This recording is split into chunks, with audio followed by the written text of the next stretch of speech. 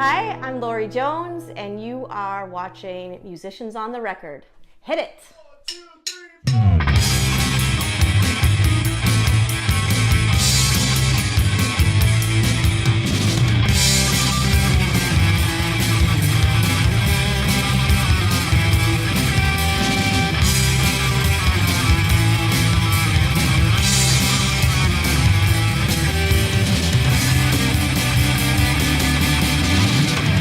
This is huge, musicians on the record. Bring it on. You know, you talked about some of those ups and downs with music, and one of the things that I try to do when talking with musicians is to make some of that global so that they also get something out of that of, geez, how do they deal with some of those ups and downs, stress or anxiety of playing live or whatever. How have you dealt with some of those, probably more of the down moments? What's helped you? Well, it's tough because it's been 2 decades, so it's been 20 years since I put out my first record. And you have to know who you are. And you have to, I mean, here we are, we're going to get all touchy-feely about it, but it's the truth in the end is that you have to be okay with your craft and who you are. Because a lot of what you do, it's going to be defined. If you're going to put your music out there, or you're going to put out a record, and it's a business. Right. It's a business. Yeah. So I try to keep a business cap on sometimes, and I do run my business, which is music, Laurie Jones Music Company. Okay. But it's so easy to get discouraged when you're pigeonholed maybe into a genre. Yes. Or that maybe people just aren't hearing it the way you hear it, or you get a lot of doors slammed in your face. Yeah. And so I think that lots of times you have to go back to play. I would think this way.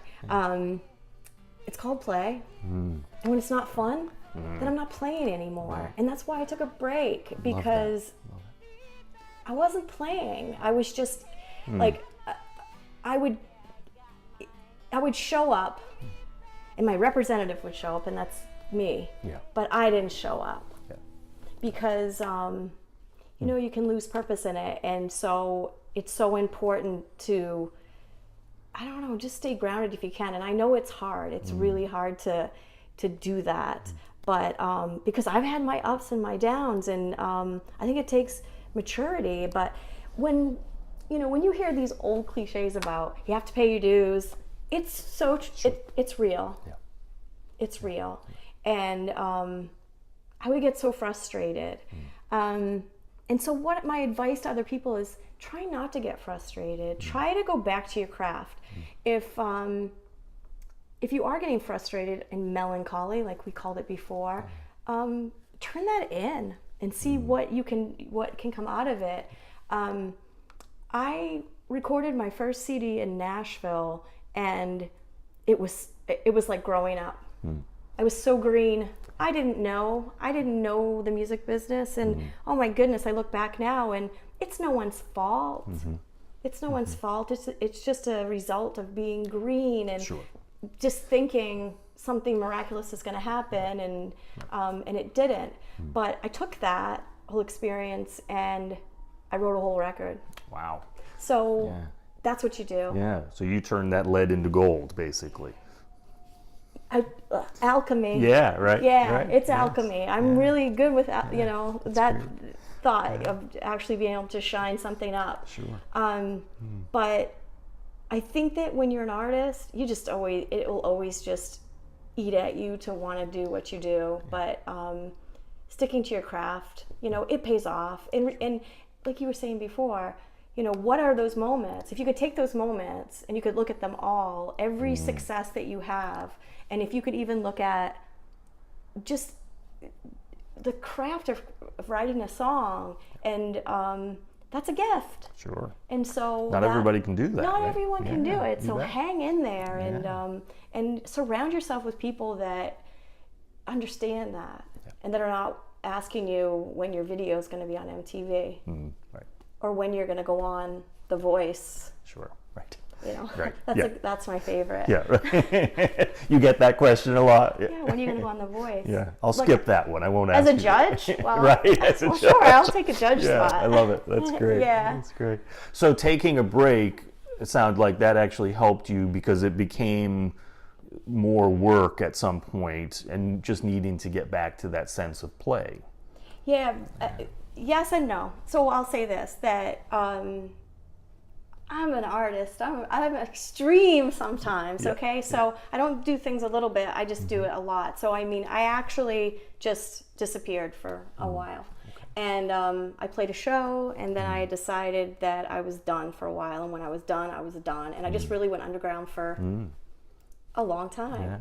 Yeah. And what can happen is you can forget. Sure.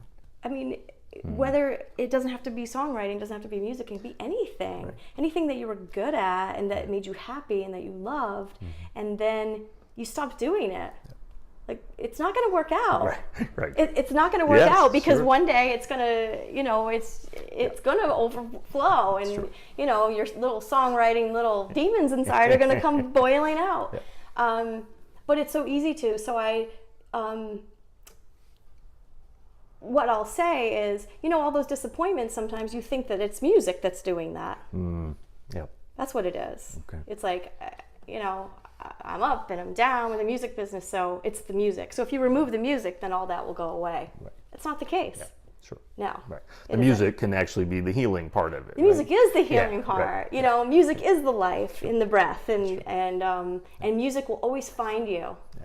And it's a really music has chased me my whole life, and even when I left music, it would find me. Yeah. So I would, you know, go over here. I moved to DC and I start a band, and we're playing at festivals, and then I come back to Maine, and then it's time, you know. So if you're supposed to be playing music, it will always find you. Well, it sounds like it's in your blood, right? So I don't even know how not to, Yeah, you know, and that's not a bad thing. That's a great it's thing. a great thing, Mhm. absolutely. Yeah. You know, the other thing we try to cover on this show is the business of music, because music is a business is. as well. Yeah. And can you tell us about, you know, from when you first started to now, what are some of those major changes that you've seen in the music business and some of the lessons that you've learned that you might be able to share with others? Well, first, I think this is probably one of the most exciting times to be a musician. So particularly for musicians who are just wanting to release their first CD, or that you don't have to put out a CD anymore. Right. You can do a CD or do a compilation of music digital. Right. So the times have changed. Yes. Back 20 years ago, we had discs and jewel cases, That's and right. we don't even have those anymore. Right. So it's evolved. What I would say is, number one, it's a business, and you have a product that you need to sell. And the product is yourself, your craft, the songs, but it's also the music. So when you think about that, you know, it wouldn't be really any different than me trying to sell this guitar pick. So you need a business plan. Right. Right. Like, what are we going to do with this Sure, thing? And so work your way back. So I would recommend to other musicians that, you know, you get a little savvy on business and sales and how to market things, because it's fun. It can be really fun, and particularly now with the internet and all the social media, it's fun to get results. It's you know, you can do so much more with so little and on such a small budget. Really true. So, you know, you can go big, you could go small. It doesn't make any difference. But you can be more effective now than you could back then. Amazing to hear. It is. It's the best time ever. Wow. So people are making records in their kitchens. You know, Right. it's changed so much. So I would say now, you know, advice for anybody wanting to put music out now, like, what are you waiting for? Okay. It's a better time. We don't need a record label. We don't need the financing behind a record label anymore. It's a do-it-yourself industry. Sure. And I, you know, just from my perspective, I think that a lot of people appreciate that. I know I do. Yeah. I do. I'm probably someone who tends to gear more toward the under-promoted type artist than the over-promoted artist. Yeah. So, and there's some power in that process of being able to take it back and claim it and own it, do it yourself kind of thing. absolutely. Yeah.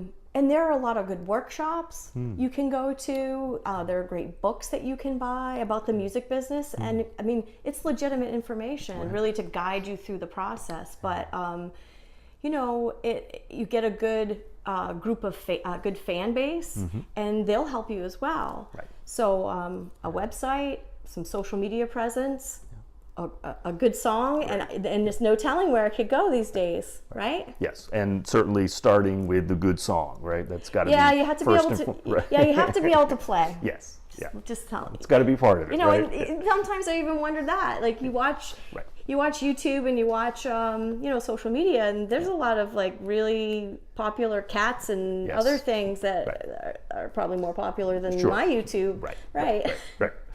Yeah, and everybody's different. We won't disparage anything. Right. Any sort of learning lessons for folks sort of just starting out that you might say, don't do that or avoid that? If it's too good to be true, it is. Okay.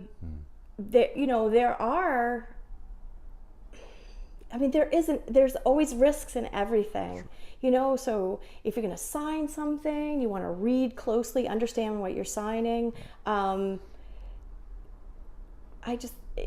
always go back to that thought because, the whole Nashville experience for me, I spent a lot of money and I recorded a CD and, I didn't necessarily get what I thought was going to happen, and I learned from that.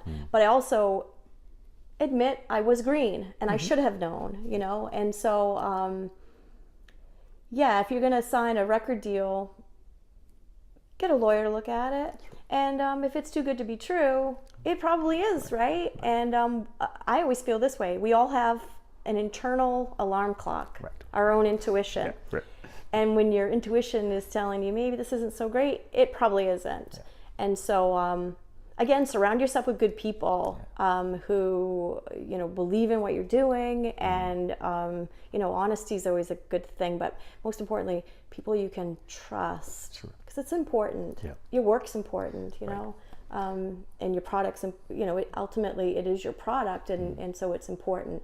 And I think that's probably why I've been happy. The past 5 CD releases have been my own. Yeah. Yeah, and I mean I'm happy with that. So you put that on yourself, put that out yourself. Yeah, it's all me. It's a do it yourself. Yeah. And that's why I'm interested more in the publishing side of things. But I'm good with that. Yeah, I'm good with that. So I mean, you can do it. You can do your own thing, and I like it. And so find a good mentor, someone who's in the business that you like, and you like the level that they're at, an accessible level. Yeah. And learn. That's the best thing to do, learn. That's great.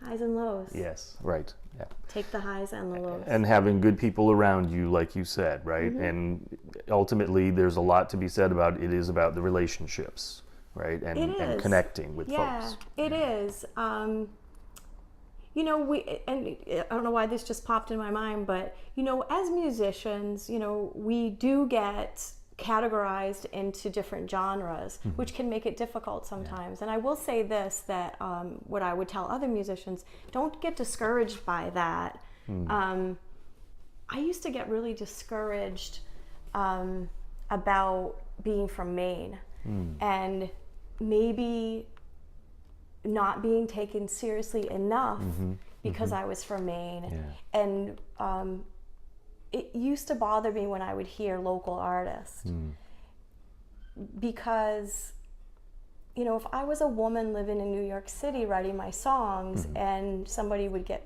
if a radio station played my song, would they say local New York City woman? Right. And so because I lived here, sometimes I felt like local, it changed the legitimacy of what I was trying to do. Now when I look back, I embrace the fact that I'm from Maine. I love it. I wouldn't live anywhere else. I love living here. But I think we need to be more mindful about that. Sure. I mean, when you're in Detroit, do you hear a local musician, Alice Cooper? I don't think so. Right. Yeah. I don't think so. Yeah. You hear Alice Cooper. That's right. Exactly. Yeah. So let's ask you then, so that nobody else puts a label on it. Musically, tell us how you would describe your music.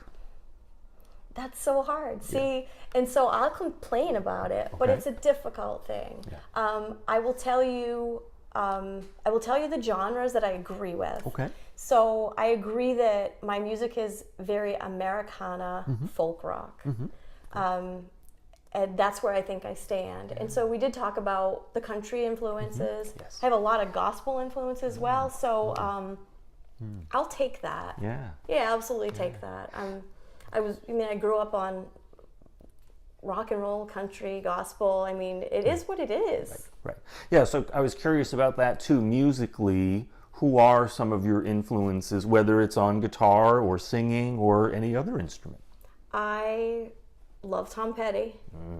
I love the Rolling Stones. I love Lucinda Williams, the Pretenders, on and on. I have to admit, I'm all over the place. Yeah, great. And I'm the type of listener that will obsess rather than have a mix of music. I may just say, okay, I'm going to listen to the Beatles, and I will listen to the Beatles long time. Sure. And the same, like Bob Dylan, for example. I might just listen to a collection of Bob Dylan. So I go through stages. Yeah. But, I like that. I like that I go through musical seasons, and then I will sometimes be influenced more by those. Yeah. This last CD, heavily influenced by Tom Petty, Lucinda Williams. I would say even the Dixie Chicks, because I think the Dixie Chicks rock. Yes. So that's when I started to really embrace the more, I call it sort of gritty rock sound, like a gritty country, opposed to traditional. Right. So it just depends. Sure. It depends on the day what I'm listening to. Right. Yeah. Okay. And the mood, right? It's I find music to be such a mood enhancer, whatever mood you're in. It right? really is, and it really is. I mean, I could obsess on Tori Amos for a month. Right. So what does that say? It say like, okay, she's going through something, right? Yes, She's listening to Tori Amos again, or I just I might just want to listen to something more mellow. That's the best thing about music. Yeah. Yeah. It's just it flows. It's good stuff. It really is. Yeah. That's what's so cool really about songwriting. They all have a story. This song is actually about it's about my family, but it's about my grandmother that we just talked about. Wonderful. That's great. Yeah. Excellent. And it's about channeling her. Like we should all just be a little bit more like that. But it's really, I don't know, it's been a favorite to the women, so let's just give it a shot.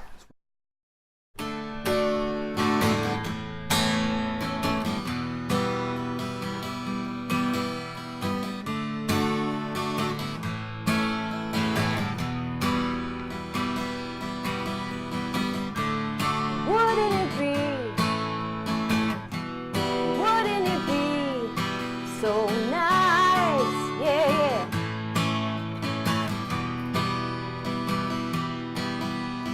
If I could lay down my swords and my addictions and live my life.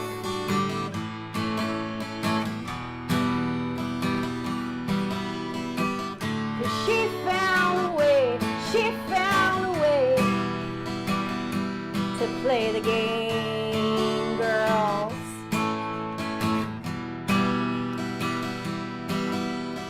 And I come from that line of angry women. We can't get it right. We can't get it right. Let's get it right.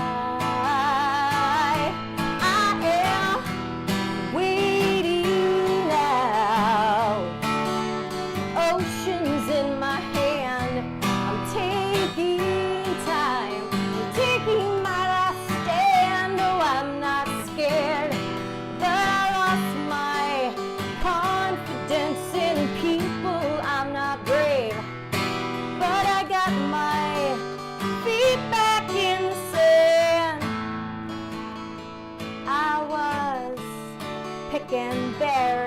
from the family tree because I could, and I did.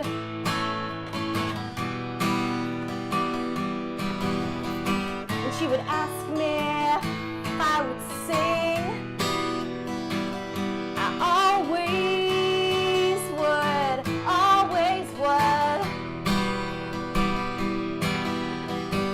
'Cause she found a way, she found a way to play the game. Boys, boys. And I come from that line of able women. And we will